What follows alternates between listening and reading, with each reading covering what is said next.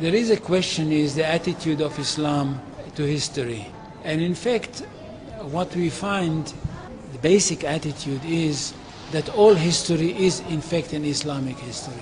That means that all the major figures of history basically are Muslims. From Adam down to our own time.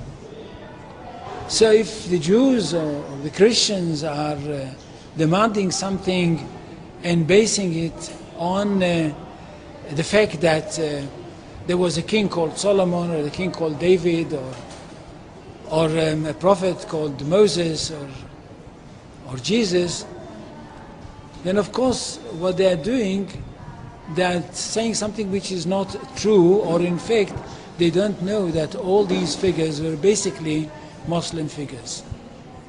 They were, in fact, since the creation of the world there is only one religion, and this is the religion of Islam. So if anybody says, look, there is a place which is connected with Solomon, and that's the place where the Temple of Solomon stood, a true Muslim would tell you, yes, absolutely right, but don't forget that Solomon was a Muslim. And David was a Muslim, and Abraham was a Muslim, and Isaac was a Muslim, and Jesus was a Muslim. And this is what I mean by the Islamization of history. And you can understand that through Islamization of history, you've got Islamization of geography. Anywhere which was connected with these people, or with these prophets, which were all Muslims, becomes a Muslim territory. And therefore, when Islam was not in that area before Muhammad came to it, but it should have been there. In that area, I mean in the Middle East or other parts outside the Middle East, which are now Muslim parts. Any place like this had to be freed, not to be conquered, had to be liberated.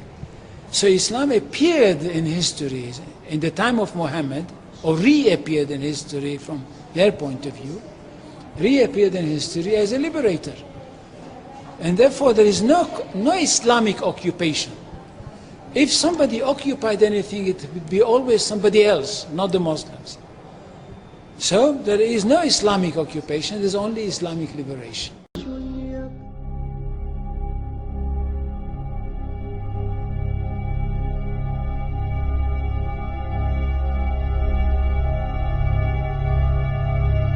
Is to announce to the world, God is one, His royalty is one, His name is one. Or as you say it in the Quran, Allahu Wahad, Allahu Samad, Lam Yalad wa Lam Yulad. God is one, God is eternal, and our dream is to announce it, united to announce it to the world. And that's all those who are faithful in God, inshallah. Inshallah. Allahu ya Rabbi ya Allah, Allahu ya Rabbi ya Allah. La ilaha illallah, la ilaha illallah, la ilaha illallah, Muhammadun Rasulullah, Muhammadun Rasulullah. الله لا إله إلا هو الحي القيوم نزل عليك الكتاب بالحق مصدقا لما بين يديه وأنزل التوراة والإنجيل